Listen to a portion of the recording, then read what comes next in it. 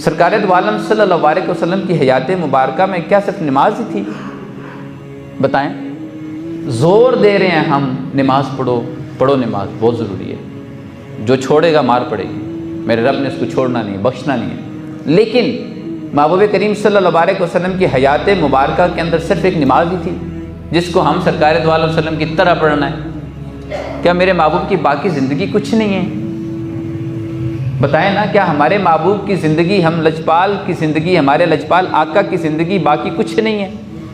کیا ان کی باقی زندگی کی جو حالات معاملات ہیں وہ کچھ نہیں ہیں؟ وہ اپنی جگہ ہے۔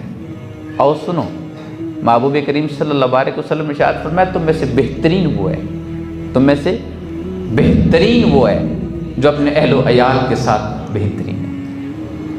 ایک اور جگہ فرمایا تم میں سے بہترین وہ ہے جسے دنیا کی رغبت نہ ہو، جسے دنیا کی رغبت ہی نہ ہو اور جسے محبت ہو آخرت سے، وہ تم میں سے بہتر ہے۔ اب یہ محبت، یہ نیت کا ہونا، میرے محبوب کریم صلی اللہ علیہ وسلم نے ارشاد فرمایا تم میں سے بہترین وہ ہے جو لوگوں کو نفع دیتا ہو۔ اللہ اکبر! تم میں سے بہترین کون ہے جو لوگوں کو کیا دیتا ہو؟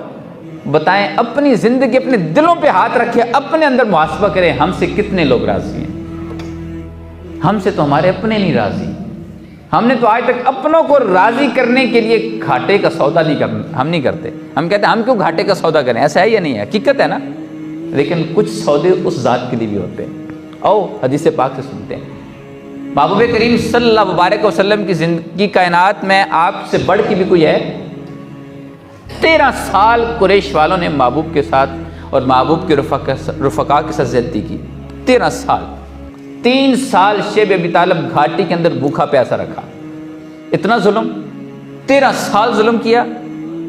پھر محبوب مکہ سے مدینہ جاتے ہیں، اب مدینہ سے واپس مکہ آتے ہیں، مکہ مکرمہ کو فتح کر لیتے ہیں۔ نہیں کیا؟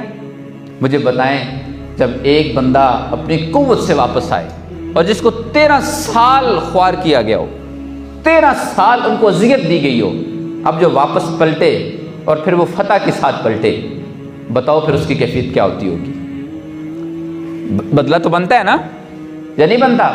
بدلہ تو حق بنتا ہے۔ 13 سال جو اذیت دی تھی، رفقا کو اذیت دی تھی، لیکن قربان جو لجپال آقا پہ، میں قربان جو آمنہ کے لال پر، جب مکہ میں داخل ہوتے ہیں سر جھکا ہوا ہے، وہ فاتح ہستی سر جھکا کے چل رہی ہے۔ اتنی بڑی فاتح ہستی کہ پورے مکہ کو فتح کر لیا، سر کو جھکا کے پوری دنیا والوں کو بتایا فاتح وہ نہیں ہوتا جو سر کو اکڑا کے چلتا ہے، فاتح وہ ہوتا ہے جو محمد عربی کی طرح سر جھکا کے چلتا ہے۔ اور اعلان کیا فرمایا؟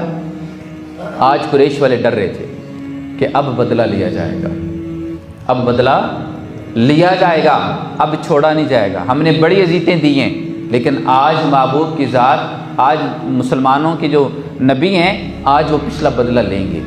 لیکن میں قربان جو آمنہ کے لال کی ذات پر واتے ہیں۔ اور اعلان کیا ہوتا ہے؟ لا تثریب اليوم، آج سب کو سریعام معافی ہے۔ آج جو ابو سفیان کے گھر میں جائے گا اسے معاف کر دیا جائے گا، جو اپنے دروازے کو بند کر دے گا معاف کر دیا جائے گا۔